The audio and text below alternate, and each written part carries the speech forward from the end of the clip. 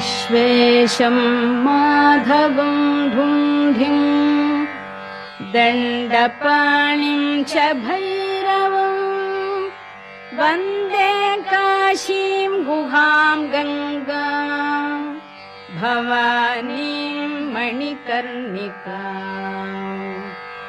उत्तिष्ठ काशी भगवान् प्रभु विश्वनाथो गङ्गोर्मिसङ्गति शुभैः परिभूषितोऽब्जैः श्रीढुण्ढि भैरवमुखैः सहितान्नपूर्णा माता च वाञ्छति मुदा तव सुप्रभातम्। ब्रह्मा मुरारी त्रिपुरान्तकारिः भानुशशी भूमिसुतो बुधश्च गुरुश्च शुक्रः शनिराहुकेतवः कुर्वन्तु सर्वे भुवि सुप्रभातम्। वाराणसी स्थित गजानन ढुण्ढिराज तापत्रयापहरणे प्रथित प्रभाव आनन्दकन्दलकुल प्रसवैकभूमे नित्यं समस्त जगतः कुरु सुप्रभातम्। ब्रह्मद्रवोपमित गाङ्गपयः प्रवाहैः पुण्यैः सदैव परिचुम्बित पादपद्मे मध्येऽखिलामरगणैः परिसेव्यमाने श्रीकाशिके कुरु सदा भुवि सुप्रभातम्। प्रत्रैरसङ्ख्यमठमन्दिरतीर्थकुण्ड प्रासादघट्टनिवहैर्विदुषाभरैश्च आवर्ज्य यस्यखिल विश्वमनांसि नित्यम् श्रीकाशिके कुरु सदा भुवि सुप्रभातम्। केवानरानुसुधियः कुधियो धियो वा वाञ्छन्ति नान्तसमये शरणं भवत्याः। हे कोटि कोटि जन मुक्ति विधान दक्षे श्रीकाशिके कुरु सदा भुवि सुप्रभातम्।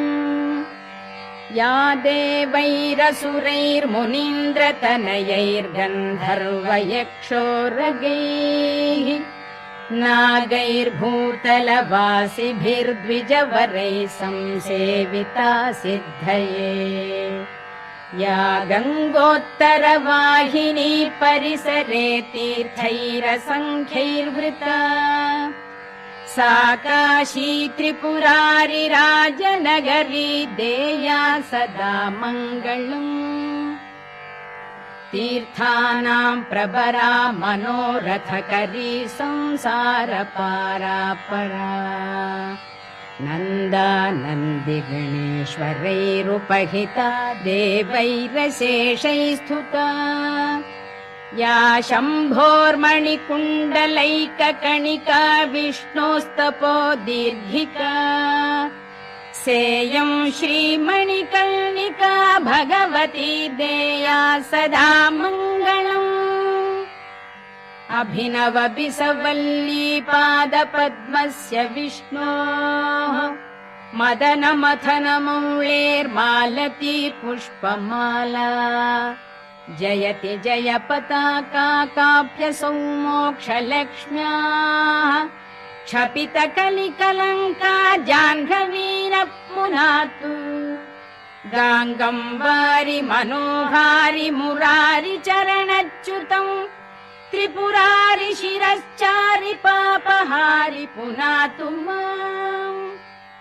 विघ्नावास निवास कारण महागण्डस्थलालम्बितः सिन्दूरारुणपुञ्ज चन्द्रकिरण प्रच्छादिना गच्छविः श्रीविश्वेश्वर वल्लभो गिरिजया सानन्दमानन्दितः स्मेरास्यस्तव ढुण्ढिराजमुदितो देया सदा मङ्गलम्।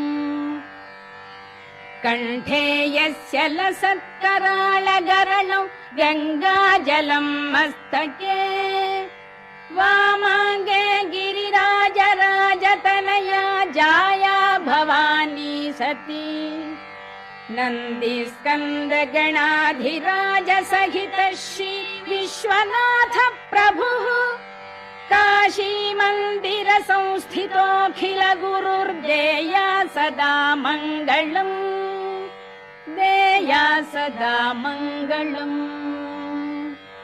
श्री विश्वनाथ करुणामृत पूर्ण सिन्धो शीतांशुखण्ड समलङ्कृत भव्यचूड उत्तिष्ठ विश्वजन मङ्गल साधनाय नित्यं समस्त जगतः कुरु सुप्रभातम् श्री विश्वनाथ वृषभध्वज विश्ववन्द्य सृष्टिस्थिति प्रलयकारक देवदेव वाचामगोचर महर्षिनुताङ्घ्रिपद्म वाराणसी पुरपते कुरु सुप्रभातम् श्री विश्वनाथ भवभञ्जन दिव्य भाव गंगाधर प्रमथ वंदित सुंदरांग नागेन्द्र हार नत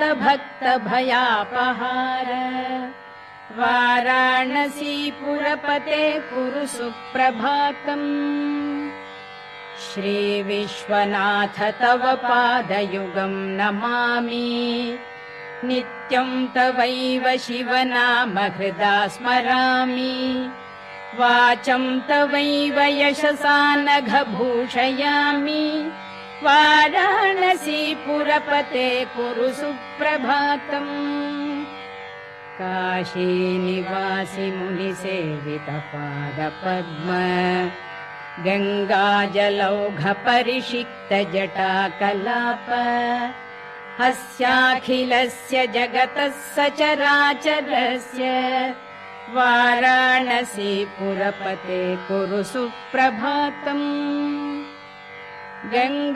गङ्गाधराद्रितनया प्रिय शान्तमूर्ते वेदान्त वेद्य सकलेश्वर विश्वमूर्ते कूटस्थ नित्य निखिलागम गीत कीर्ते वाराणसी पुरपते कुरु सुप्रभातम् विश्वं समस्तमिदमद्य घनान्धकारे मोहात्मके निपतितं जडतामुपेतम् भासा विभास्य परया तदमोघशक्ते वाराणसी पुरपते कुरु सुप्रभातम् सूनुः समस्त जन विघ्न विनाश दक्षो भार्यान्नदान निरता विरतं जनेभ्यः ख्यातः स्वयं च शिवकृत् सकलार्तिभाजाम् वाराणसी पुरपते कुरु सुप्रभातम् येनो नमन्ति न जपन्ति न चामनन्ति नो वालपन्ति विलपन्ति निवेदयन्ति तेषामबोध शिशुतुल्य धियां नराणाम् वाराणसी पुरपते कुरु सुप्रभातम् श्रीकण्ठ कण्ठ धृत पन्नग नीलकण्ठ सोत्कण्ठ भक्त निवहोपहितोपकण्ठ भस्माङ्गराग परिशोभित सर्वदेह वाराणसी पुरपते कुरु सुप्रभातम् श्री पार्वती हृदय वल्लभ पंचवक्त्र श्रीनीलकण्ठ नृकपाल कलापमाल श्री विश्वनाथ मृदु पंकज मंजुपाद वाराणसी पुरपते कुरु सुप्रभातम् दुग्ध प्रवाह कमनीय तरंग भंगे पुण्य प्रवाह परिपावित भक्त संघे नित्यं तप तपस्वि जन सेवित पाद पद्मे गंगे गंगे शरण्य शिवदे कुरु सुप्रभातम्